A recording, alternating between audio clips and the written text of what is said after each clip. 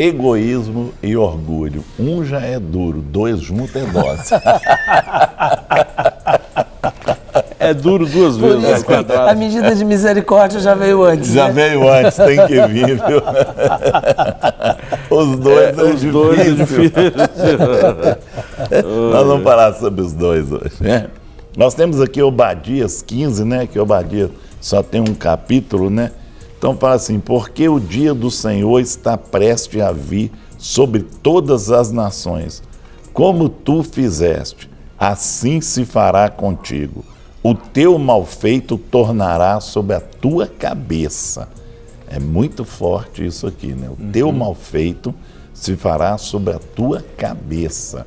Então nós temos aqui, não existe nenhum outro profeta mais obscuro do que Obadias. Ele escreveu o livro mais curto do Antigo Testamento, com apenas 21 versículos. Uma das poucas coisas que sabemos a respeito dele é o seu nome, que significa servo de Deus. Ele escreveu sobre o povo de Edom, os descendentes de Esaú, um povo irado, arrogante, que desejava vingar-se dos descendentes de Jacó. Por séculos, os edomitas se regozijaram com os infortúnios dos judeus. O alvo de Obadias foi o orgulho e o egoísmo de Edom. A lição eterna do profeta aplica-se às pessoas universalmente. Ele declara que o orgulho e a traição são coroados com a destruição, mas a humildade e a lealdade a Deus alcançam a bênção do Senhor. Então, aqui, né, a escolha aqui é uma só o final, né? Não é fácil. Isso aqui não dá não, viu?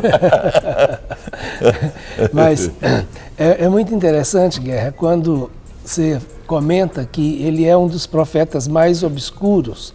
Não obscuros por causa da sua mensagem, nem obscuro por causa de alguma coisa que ele tenha feito ou deixado de fazer.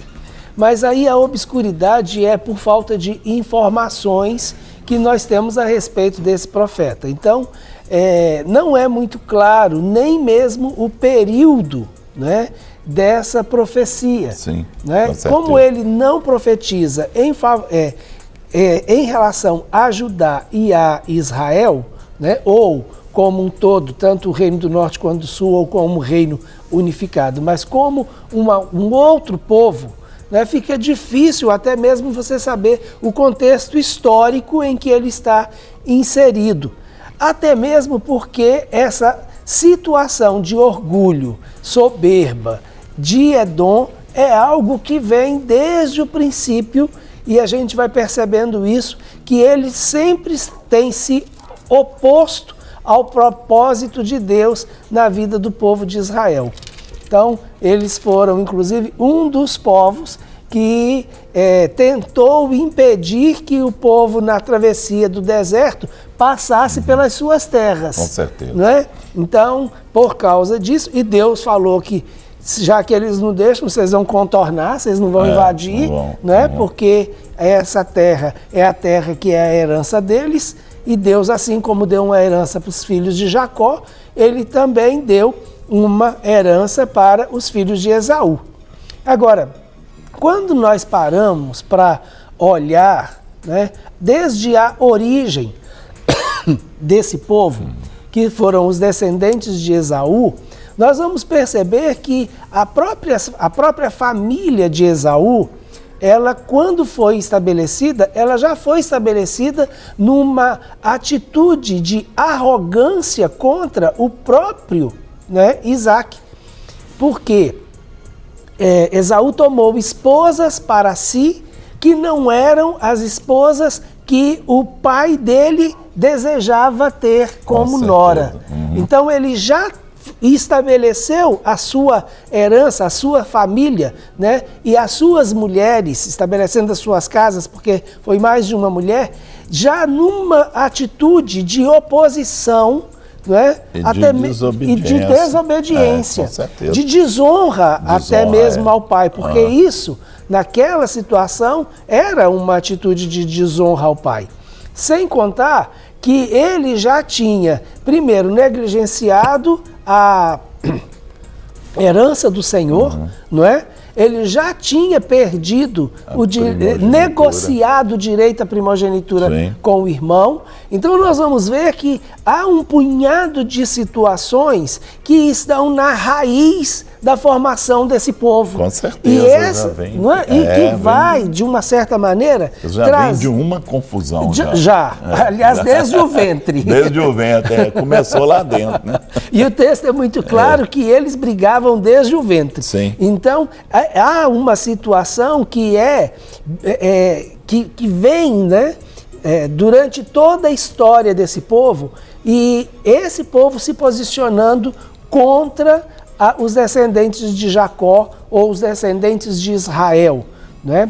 Então, a gente vai perceber que há uma herança, e essa herança é passada, e há uma fortaleza de orgulho muito grande, né? Primeiro, porque eles se posicionam, mesmo não tendo aquilo que eles poderiam ter da plenitude da bênção de Deus, eles se posicionam como guerreiros, como valentes e como donos de determinadas situações. Nós vamos ver isso até mesmo na própria situação em que Jacó, quando volta, né, das terras de Labão e vai procurar a reconciliação com o irmão, que havia esse temor entre os dois, e não só entre Jacó com Esaú, mas entre os dois povos. Então, há um ranço, né, que vem se estendendo, e essa situação ela chega a um ponto de realmente fazer com que esse povo se mantivesse não somente isolado num contexto cultural, mas também não disposto a um relacionamento mais fraterno com o povo de Israel. E é isso o Senhor está usando Obadias para confrontar, né? Ok, nós temos já aqui algumas participações. Paz, pastores, só passando para deixar nosso abraço de amor e carinho por vocês e por essa programação que muito edifica as nossas vidas. Os pastores Edson e a Selma, né, que mandam um abraço lá de Paranaguá, no Paraná, né? Um abração, viu, pastor Edson e pastora Selma. Deus abençoe a vida de vocês e o ministério de vocês grandemente. Obrigado por sempre estar acompanhando aqui a Clínica da Alma. Glória a Deus. Temos aqui... Bom dia, preciso muito que o senhor responda essa pergunta. Vamos ver se a gente sabe, né? Meu nome é Leandro de Dourados. Gostaria de fazer uma pergunta para o pastor Rogerinho. Cristo nos libertou da maldição da lei. Os pastores falam, se não pagarmos o dízimo, vamos colher maldição e ficarmos no inferno. Será que Deus amaldiçoou alguém por causa do dinheiro? Quando você diz os pastores, é os pastores, né? Não é os pastores aqui, né? Ok, só para esclarecer. E aí, Rogerinho? Eu acho que essa pergunta, eu não sei se é da mesma pessoa, mas... Não sei, a gente já respondeu. Já teve pergunta. Mas olha bem, primeiro, Cristo realmente nos resgatou da maldição da lei, porque isso é de uma maneira, escrita de uma maneira muito clara. Lá em Gálatas, Paulo, escrevendo aos Gálatas, fala que ele se fez maldito, não é? Porque maldito é todo aquele que for pendurado no madeiro, conforme diz a lei, e o Senhor Jesus foi pendurado no madeiro, cumprindo assim toda a maldição da lei. Então toda a maldição da lei está sendo estabelecida sobre ele, através dele, pela crucificação, ele se fez maldito em nosso lugar. Então, esse ponto é um ponto inegociável, né? A questão aí é outra situação. Primeiro, com relação ao dízimo, se pagar o dízimo. Então, não se paga o dízimo porque o dízimo não é uma dívida, né? O dízimo, ele é uma entrega, porque ele é do Senhor, ele não é nosso. O dízimo é do Senhor. Então, não se paga para alguém aquilo que não é nosso, a gente só paga a nossa dívida, né? Então, não pagamos o dízimo, nós devolvemos o dízimo. Essa é a primeira ideia que eu gostaria de deixar claro, né? A segunda coisa é que pode vir maldição por não entregar o dízimo. Olha, todas as vezes que nós entramos em uma desobediência, nós vamos colher o resultado da nossa desobediência. Então, se eu semeio desobediência, eu vou colher o resultado da desobediência. Se eu obedeço, eu vou colher o resultado da obediência e aí, consequentemente, o resultado da obediência a gente chama de bênção, não é? E há realmente uma bênção proveniente da obediência. A obediência, inclusive, e esse é um texto muito interessante, que a obediência quebra a maldição. Então, quando nós obedecemos, o próprio fato de obedecer, além de trazer sobre nós uma bênção, ela já quebra a maldição, porque esse é um outro princípio estabelecido nas leis do Senhor. Agora, há uma maldição por não entregar. Então, o que nós temos como referência é que, por causa da nossa fidelidade, o Senhor abre as janelas dos céus. E esse é um texto muito claro lá em Malaquias, no capítulo 3. Mas antes de Malaquias, capítulo 3, tem o capítulo 1, que fala que nós devemos honrar o Senhor.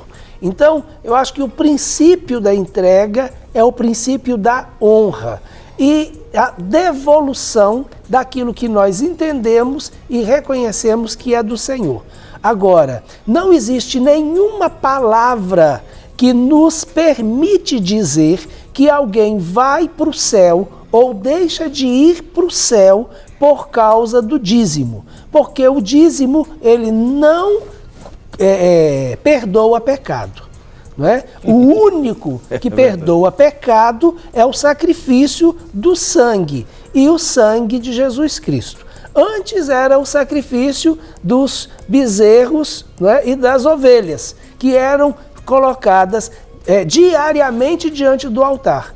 Com a vinda do Senhor Jesus Cristo, que é o Cordeiro de Deus, que tira o pecado do mundo e entregou como ovelha muda e se colocou como sacrifício para todo sempre, esse é o único caminho para perdão de pecados. Então, o que define se vai para o céu ou se não vai para o céu é o sacrifício de Jesus Cristo. Então, nenhum respaldo bíblico para dizer que o céu é comprado ou deixa de ser comprado por qualquer quantia que nós possamos entregar ou deixar de entregar.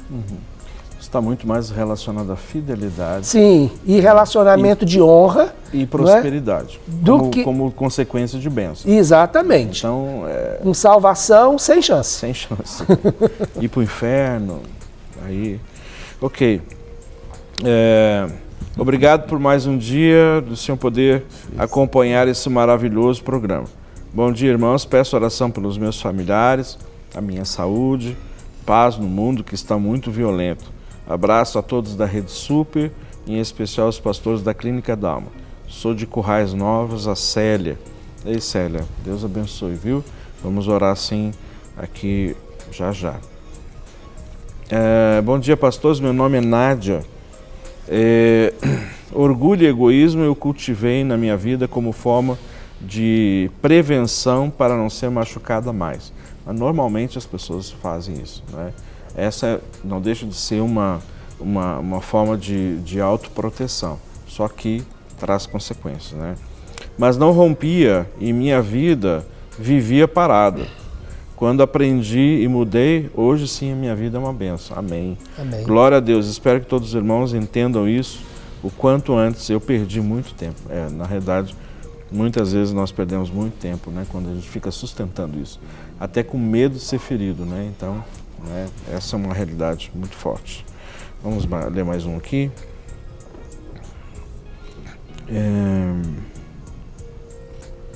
Olá, paz do Senhor, eu gostaria de saber com quem eu falo. para poder... desculpa, isso não tem a ver com o programa. Perdão, gente. Bom dia, amados pastores. Assisto o programa quase todos os dias e tenho aprendido muito com vocês. Deus abençoe a vida de vocês. DDD 33. Amém. Nós temos aqui a rivalidade destrutiva. A comparação e a competição são uma terrível e negativa motivação. Elas moveram os edomitas de tal forma que os fizeram perder a perspectiva e sabotar suas próprias atividades. A que ponto que eles chegaram, né? Sabotar as próprias atividades. É. Mas é exatamente isso que essa pessoa que acabou de mandar a mensagem, não é? O primeiro prejudicado é a gente mesmo, não é? Porque a gente começa a se sabotar, a gente começa a não se relacionar, a gente começa a não acreditar no outro, a gente se coloca como superior ao outro e aí fica até com orgulho de depender ou de pedir. Certeza. Não é? Aí não pede nada. E é muito interessante, Guerra, quando a gente não quer depender de nada. Né? Não pede favor. Não. Né? Não pede nem informação. Não pede, não. Tá doido. E essa pessoa é difícil até de você falar alguma coisa, né? Dar opinião, se der opinião, acabou, vira inimigo. Mas tem duas coisas interessantes quando a gente fala. A rivalidade, né, destrutiva e a comparação. E a competição são uma terrível e negativa motivação, não é? Então, olha, nós temos a rivalidade destrutiva, comparação e competição. Sim. Essa é uma das bases para a sustentação do orgulho. Você vai colocando numa posição cada vez superior ao outro. Agora, é muito interessante, Guerra, que quando você para se pôr superior ao outro, você precisa estar preocupado com o outro. Com certeza. É ou não é verdade? Ué. Se você está preocupado com o outro, e aí isso gera, inclusive, uma coisa muito interessante, que a gente não vai aprofundar muito, mas só sutilmente, que é a questão da inveja. Sim. Então, uma comparação destrutiva, por quê? Porque sempre coloca numa posição de tentar ser superior. Então, ele vai sempre querer o que não é dele, ou vai sempre querer mais do que o outro tem. Então, isso acaba levando a pessoa a buscar aquilo que não é para ele. E aí eu vejo que tem o foco da autossabotagem está exatamente aí. Sim, é isso. Quando eu vou preocupar com aquilo que não é para mim, e aí eu vou ter, com certeza, mais dificuldades em obter, menos prazer quando conseguir e ainda está completamente fora do propósito. Sim. Não é? Então, na realidade, quando eu preocupo muito, eu estou vivendo uma competição constante para ter aquilo que não é para mim, não é? Eu estou deixando de fazer aquilo que é para mim. Então, na realidade, eu estou me sabotando em função de estar assumindo uma posição ou conquistando coisas que, na realidade, não era para eu estar me preocupando com isso. Sim. Né? E a gente acaba vendo algumas coisas, né, no nosso dia a dia e vendo o quanto isso acaba destruindo não só as pessoas, mas os relacionamentos das pessoas. Porque a pessoa que está com essa característica, ela está sempre buscando ser melhor. Então ela vive numa eterna competição. E viver numa eterna competição chega o ponto que cansa todo mundo. Exato. Não é? Então, toda hora, o tempo inteiro, e aí fica sempre querendo se valorizar, supervalorizar, e aí para se supervalorizar tem que menosprezar o outro. Então ninguém serve, ninguém presta, ninguém faz nada direito, né? Ninguém é bom. E aí ninguém serve para fazer nada para essa pessoa. Exato. Então vira um negócio que os relacionamentos acabam. Para receber todas as novidades do canal, inscreva-se. E se curtir o vídeo, clique em gostei. Aproveite para acompanhar a Rede Super nas redes sociais.